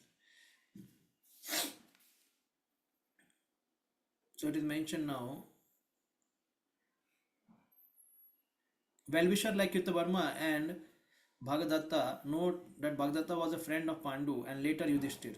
However, he fought on the side of Duryodhana. He was killed by Arjuna. Kritavarma sat in the Yudhishthir court but later fought on the side of Duryodhana. He later set fire in the camp, killing the sons of Pandavas, Suhridas. Even though he is a Suhrida, but he is on other side. This description indicates that he also looked at the troops within his own army. He reviewed both the armies that were situated there. So he is seeing not only the army against him but also the people inside his army. He is calculating from, means the list is from both the side. He is saying like that. So Kritavarma was against these Pandavas. Later, after this whole war finished, then Kritavarma becomes the guru for Parikshit Maharaj. So because the spiritual master already there, so it's a fight of family. So then nobody was the guru then at that time. Everybody was killed. Dronacharya was already killed. So therefore somebody had to become. So then he was there. Kripacharya. Sorry, it's the Kripacharya, not Kritavarma. That was Kripacharya. Kripacharya was also with against Pandavas here. तान समीक्ष स कौन्तेय सर्वान् बन्धुभव अवस्थितान् कृपया परे आविष्टो विसिद्धन् idam abravit. When the son of Kunti, Arjuna, saw all these different grades of friends and relatives, he became overwhelmed with compassion and spoke thus. So now he has got affected by storm of emotions because of his family members. Any man who has genuine devotion to the Lord has all good qualities. Whereas non-devotee, however advanced he may be in material qualification by education, culture, lacks in godly qualities. As such, Arjuna, just after seeing his kinsmen, was at once overwhelmed by the compassion for them, who had so decided to fight amongst themselves. So he was sympathetic from the beginning, but he felt compassion even for the soldier of the opposite army. So he's saying, as far as his soldiers are concerned, he was sympathetic, but when he saw the soldiers on other side, he became also compassionate, foreseeing their imminent death. And when he was seeing his limbs were quivering and mouth was becoming dry, so Prabhupada says the soft-heartedness of Arjuna here is a pure devotee quality. He mentions here. Yasyasti bhaktir bhagavatya kinchana sarvair gune sattva samasate sura harava bhaktasya kuto mahadguna manorathena sati dhavato bahihi. This is given in 5th canto. So same translation is written above. One who is a devotee, all the demigods qualities are born in him. I think this is Vishwanath Chakravarti Thakur is mentioning. Yes, correct.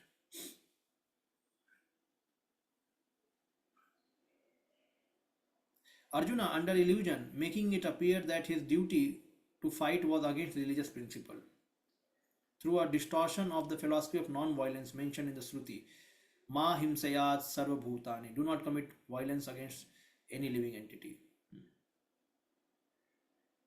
Note, Ahimsam Sarva Bhutani is found in Chandogya Upanishad.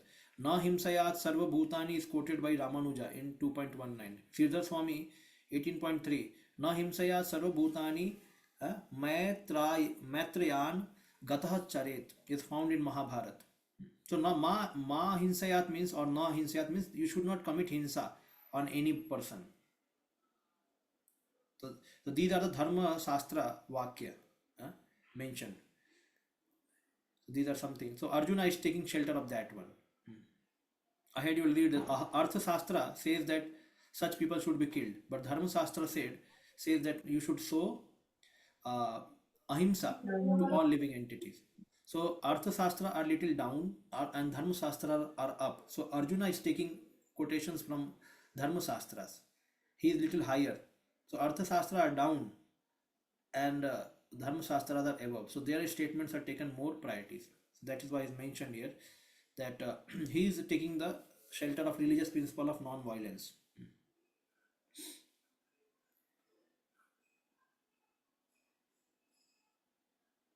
Paraya Kripaya. So very much compassionate Arjuna. And he showed remorse. Visidhan. ठीक है. So there are two words. Now they are doing some sandhi here. Though he had previously shown compassion for those in own army, now he has shown different compassion for the members of opposite army. So see the two words aparaya kripaya and paraya kripaya. So aparaya kripaya means he is showing compassion to his people as well as to the other soldiers of opposite army. Okay, and paraya kripaya, here it is mentioned he is having lot of compassionate nature. Okay, so like that it is showed here. Okay. So Srila Prabhupada had taken the aparaya kripaya. So he is telling he is showing not only for his army but his opponent army also. Arjuna Vacha. Okay, somebody else can read now. Now some Mataji who is there. Some Mataji can read.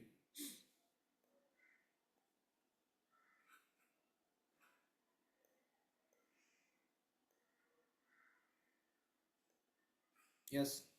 Okay. Priya Gaurangi Mataji will read. Arjuna Vacha. दृष्ट्वेवं स्वजनं कृष्ण युयुत्सुं समुपस्थितं सिदन्ते मम गात्राणि मुखं च परिशुष्यति वेपुतुश्च शरीरे मे रोमहर्षश्च जायते गाण्डीवं संसृते हत्वा त्वक्चैव परिदह्यते. Arjun said, My dear Krishna, seeing my friends and relatives present before me in such a fighting spirit, I feel the limbs of my body quivering and my mouth drying up. Next My also. whole body is trembling, my hair is standing on end, my bow Gandhi is slipping from my hand, and my skin is burning. So Prabhupada says here that such kind of trembling of body, so it happens in two ways. Such phenomena occurs either in a great spiritual ecstasy or in great fear. There is no fear in transcendental realization. So if somebody has got transcendental realization, there is no fear. But Arjuna has a fear. It means his realization is not transcendental. Okay, so this is evident from the other symptoms also, that he became impatient and that his famous bow Gandhi was sleeping, and all these are the material concept of life. Just very clear Prabhupada mentions. What is this material concept? He was feeling burning sensation. So generally means if Arjuna was so ecstatic, so okay, so much ecstatic, so then his hair should stand. His hair should stand, and some fainting should happen. Chalo faint bhi ho gaya. Now why it's mentioned that it is a burning sensation of his skin? वो तो मर जाएगा ऐसा, मतलब he is about to show the symptom of dying person. He is having so much fear, loss of life, all these things, material fear, loss of life. So that should not happen. It means that is material symptom. So Prabhupada is saying like that. So Arjuna is in great distress here. We can see. I don't know how many of us must have gone through such a distressful situation. ऐसे किसी को हुआ है क्या? मुंह सूख गया है, मीन्स रियली एक्सटेसी में है. I don't know. This happens to some people. I think very, very great affection for somebody, like somebody's son has died because of suicide, and some father or mother sees the son dead body, so that time that fainting can happen. Very great affection, that time such things happen. न च शक्नोम्यहम् अवस्थातुं भ्रमति च मे मनः निमित्तानि च पश्यामि विपरीतानि Keshav. I am now unable to stand here any longer. I am forgetting myself and my mind is reeling. I see only causes of misfortune, O Krishna, killer of the Keshi demon. न च शक्नोम्य अवस्थातुं भ्रमतीं च मे मनः. So I am not able to stand here. And भ्रमती मतलब मेरा mind, my mind is forgetting myself or it is reeling here and there. Why I am standing here? Nimittani cha pashyami. And I am seeing myself as a cause of all misfortune. Nimitta. Or these all things are what I am seeing. These are all going to create a great disaster. I am seeing everything as a nimitta for misfortune. Like that. Bhayam dvityabhinivesata syat. Such fearfulness and loss of mental equilibrium take place in a person who are too affected by material condition. Arjuna envisioned only painful reverses in the battlefield, and he would not be happy even by gaining the victory over the foe. The word nimittani vipritani are significant. When a man sees only frustration in his expectation, he thinks, why am I here? Everyone is interested in himself and his own welfare. No one is interested in Supreme Self. Arjuna is showing ignorance of his real self-interest by Krishna's will. So we can see Krishna is bewildering him here. Excessive attachment he is showing. So bhayam dyutva abhinivesat syat means when we forget ourselves as a soul, then we have another identity which is this body. And when we attach to this body, and this body is temporary, it means it will suffer through certain troubles in the life. Temporary means what? It will be changing. And at the same time, this world is a place of misery. So misery will come upon this body and this body will be affected. And we don't want our body to be affected. So then it means body will be affected by nature and we don't want, it means we will be in frustration and we will be in fear all the time. So whether somebody has wealth, whether somebody has family members, whether somebody has education, he can accumulate everything, but he cannot get rid of the natural miseries which are coming on him. So that's why frustration of our expectation is going to happen one day or other. And the highest frustration is on death. And death is such a thing, it can come anytime. Like one person, he went to astrologer and then he showed to many astrologers and all of them said you are going to live by 90 tak jiyoge tum log. And then he said to one like Radhanath Maharaj, I think he was saying in one lecture, he was saying this example. And then he said to Maharaj, I have no fear now, I'm not going to die. And then Maharaj said, after some days I heard that he died. So Maharaj said, well, he died, but how he could die? Because he said, Maharaj said actually, that death is uncertain. Never think that in my destiny I am going to die at this point, so I will not die beforehand. Some reactions can come in because of our sinful activity right now which we do. So that reaction can come out right now also. Like somebody driving not properly, I am going to die after 90, let me drive proper. I can drink and drive. So immediately some accident may happen, I can die also. So he said death is uncertain. Never think death will come at that time. I will show to many astrologer and I will die that time only. Maybe some miscalculation might have happened. But there are sometimes destiny is very probable. Destiny does not allow you to die. And there are sometimes when destiny becomes slack and our karma takes over and then person dies. So this is a balance. Sometimes destiny takes over any reactions and sometimes karma which we are doing right now that may take over. It depends upon Paramatma. If he allows karma to take over, then karma will take over. And if he allows destiny to take over, then destiny will take over. It depends. That's why Paramatma is sitting here inside. So nimittani vipritani. So everyone is interested in himself and his own welfare. Okay. So vipritani nimittani. I see the opposite result. Nimitta means result. Yes, what is the question? Prabhuji, I have a question regarding this purport of 28th verse where Srila Prabhupada mentioned that Arjuna these symptoms about compassion. Such symptoms in Arjuna were not due to weakness but to his soft-heartedness, a characteristic of pure devotee of the Lord. So he is mentioning, Prabhuji, that he is a pure devotee of the Lord. And then next purport, he's saying, Srila Prabhupada is saying that Arjuna's symptoms in this situation are out of material fear, namely loss of life. So this is kind of contradictory seeming like that. So, Yes, I told therefore in beginning, कि Prabhupada will tell like that. hmm. So you have to accept both because Arjuna is pure devotee, but he is bewildered by Lord's energy to behave in that way. So his natural inclination is also coming, and when he is covered by Maya, so he is also behaving in that way. So both. So generally, a pure devotee shows compassion for living entity to uplift his Krishna consciousness. That is spiritual. But here Arjuna is showing compassion not to follow the order of Krishna, but he is showing compassion just material because I am related to them as they are my maternal uncle or my grandfather. So like that he is showing affection in that way. And Prabhupada says that is why it's a material. So okay, it's a born out of his natural concern as a pure devotee, but he's showing in a wrong way. You have to see in that type like sometimes it happens even in devotee circle also we have heard lot of lectures.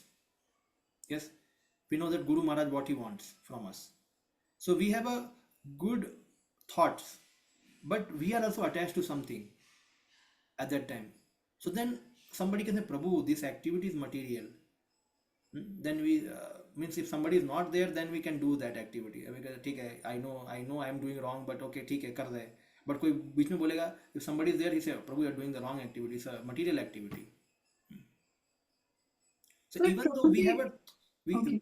our intention is not that, but some attachments are there within us. Because of that wrong activity happens. Understanding? So our intentions are not there. Our intentions are pure only, but some attachments are there. So here Arjuna has attachments, and he's a pure devotee. But how these attachments are coming? Because of Maya. Maya has covered him, so Maya is putting him to feel like he's a son. He has maternal uncle. He has a grandfather. So he is also considering that thing also more important. So in this way, yes. Yes, Prabhuji, but we have heard that many times that if someone is a pure devotee, Maya cannot cover him, right? The material mode of nature cannot cover him. So it is little confusing. No, this Maya is not Mahamaya. This is Yog Maya. Yog Maya has covered Arjuna to behave in this way. So that it will be beneficial for all of us, right? Is it? Yes. When Krishna allows that Maya to work upon the devotees, especially a pure devotee, Krishna does not allow this Mahamaya to work. Okay. Krishna puts his own Maya. Chalo, now you put him that in such a way, like even Hiranyakashipu was not in Mahamaya, he was in Yog Maya actually. So these things, these are higher science. When Lord Shiva running after Mohini Murti, it's not a Mahamaya, it's a Yog Maya. So Yog Maya also sometimes, according to the will of Krishna, makes devotee attract towards material body, material things. So you should understand, because Arjuna is a very personal friend of Krishna. How can he allow the Mahamaya to work? So he is telling Yog Maya, now you build him. So like that, he is becoming attracted to the bodily attachments. So that's why. So Krishna is allowing Yog Maya to work upon him. It happens. So these are certain things. Yes. Okay. Yes, Prabhuji, thank you. Yes, True, Amrit. they brought the point of Yog Maya, Mahamaya. Yogamaya, Mahamaya. So then, like, what's the need to have like this? The task is the same, na, to bewilder. Yes, But one is to bewilder the devotee, and one is to bewilder the non-devotee. that is correct. That is for, in general, principles are like that. Yeah. But when it comes to special cases of pure devotees, especially, so Krishna, when Krishna has to bewilder pure devotees, they are his personal properties. Krishna does not allow that you Mahamaya start disturbing my devotees. So he uses his Yoga Maya. Especially, I just told the name some like Hiranyakashipu. So Radhanath Maharaj in one lecture, Yes. Yes. Maharaj was saying Hiranyakashipu is not in Mahamaya, he is in Yoga Maya. So he is in Yoga Maya. Even Arjuna is also in Yoga Maya. How he is behaving in this way is in Yoga Maya, not in Mahamaya. And another thing you should understand, for Krishna, both Maya are same. Krishna has to just get Yes. the Yes. work done. Yes. So Krishna, for him, both are Mayas. Prabhupada clearly says also, for Krishna there is no difference between this Maya, that Maya. Huh? So Krishna is just getting his work done. So in spiritual life, many things are contradictory, like Achinta Veda Ved. Everything we cannot understand. Now, how Arjuna is behaving in two ways. One is pure devotee, other is also attached person. Eh? So how this can happen? So logic is not fitting. So Krishna can do that thing. Krishna can put both attachment also and pure devotee also. He can do that. That's why how we can understand God and his pastimes. इस अचिंत अचिंत्य क्यों word use हुआ है? भेदा अभेद तो है, अचिंत भी क्यों बोला गया? समझ नहीं पाएंगे लॉजिक से ऐसे कैसे होता है. But I gave some understanding कि even practicing devotees also sometimes they have heard from guru, but sometimes they do mistake. So heard, hearing from guru, hearing from scripture, his intention is not bad, but he's attached to something. So then he will show both the things. He will do some garbad and he will do some right, like that. थोड़ा ऐसा ऐसा चलता रहता है.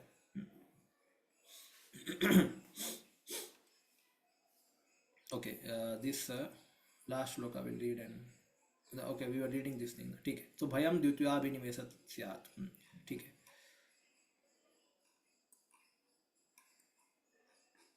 Last श्लोक. न च श्रेयोनुपश्यामि हत्वा स्वजनमाहवे न कांक्षे विजयं कृष्ण न च राजसुखानि च. I do not see how any good can come from killing my own kinsmen in this battle, nor can I, my dear Krishna, desire any subsequent victory, kingdom, or happiness. He does not want anyway kingdom, and that's why he does not want to kill. So there is no impetus for him to fight. Impetus ही नहीं मिल रहा fight करने के.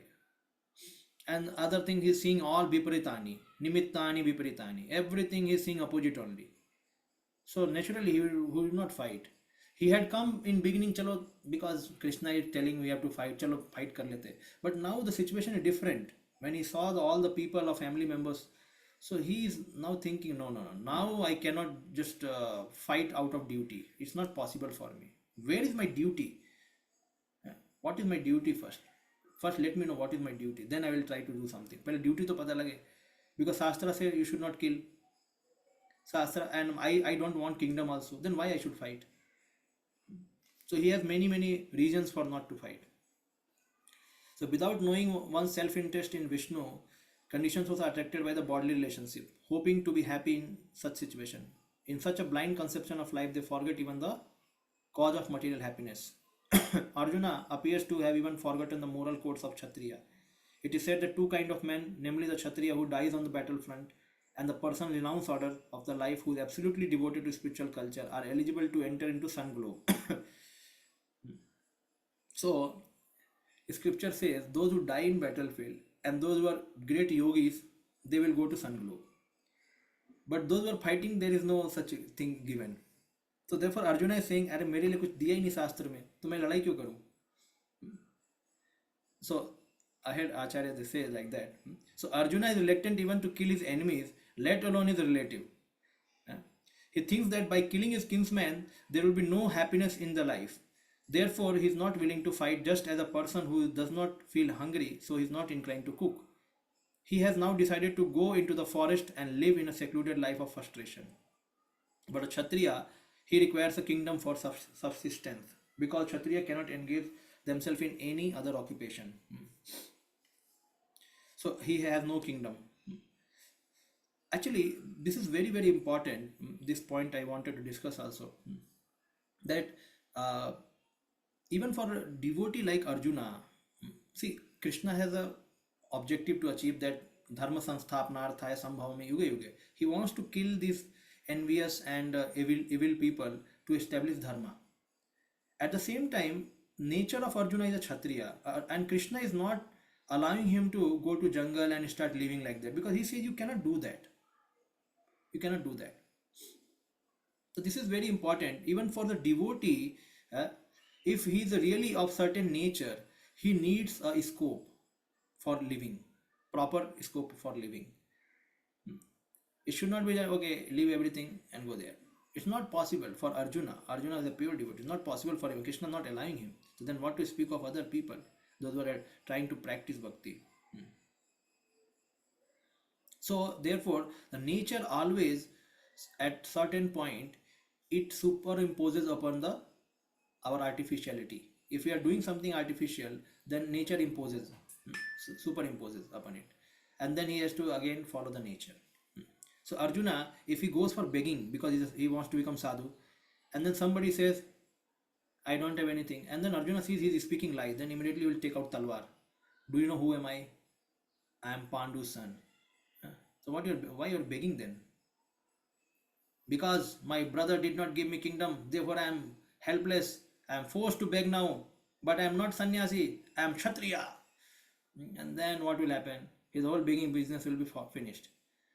So Krishna says you cannot beg. Cannot beg.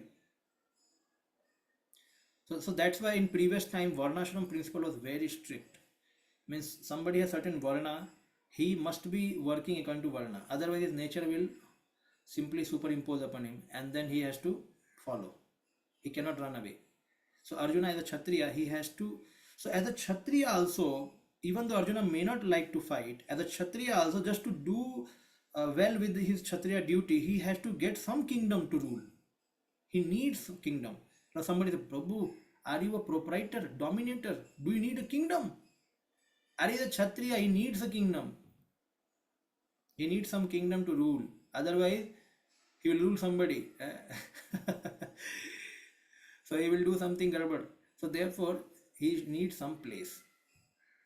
So Arjuna is Krishna is enticing him that you should fight as for the duty of a kshatriya. Krishna is concerned about his friend, like that. Okay. Okay. So here we'll end today. Next time we'll begin from 31 sloka. Any question?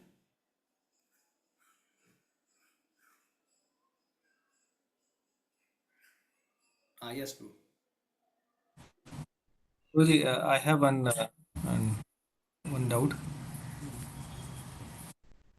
Guruji, once I was hearing in one of the classes, I don't remember who was saying and recalling, but about those musicians, na, I was hearing that they were generally the people who were like one Sankaran with the Kshatriyas and the musicians. So they have the Kshatriya spirit and they have the musicians also. Because Kshatriya sometime would go for like a long trip, and if they have some children born of those musicians families, then they would go in these wars and play the drums. Otherwise, someone to be in a mode of goodness platform playing those soothing instrument, and if we ask them to go to a war field, they will they will not be ready, they will run away from starting itself. So how far it is, like, is it like somewhere given, or it is just a different thought devotees have? Yes, Prabhu, there are many classes of people in Varnashrama.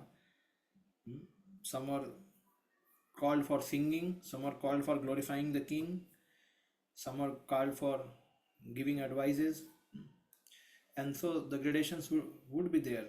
Okay, these people are born from these parents, so they should do this activity. These people are born from that parents. So that is there. And especially uh, in musics, all such things, Srila Prabhupada also says that at some place. It's not a things of very higher people. Generally, the lower people only they do. So anyway, it does not matter much. Because अभी भी आप गांव में जाएंगे ना, when you go to the villages, these cultures are there.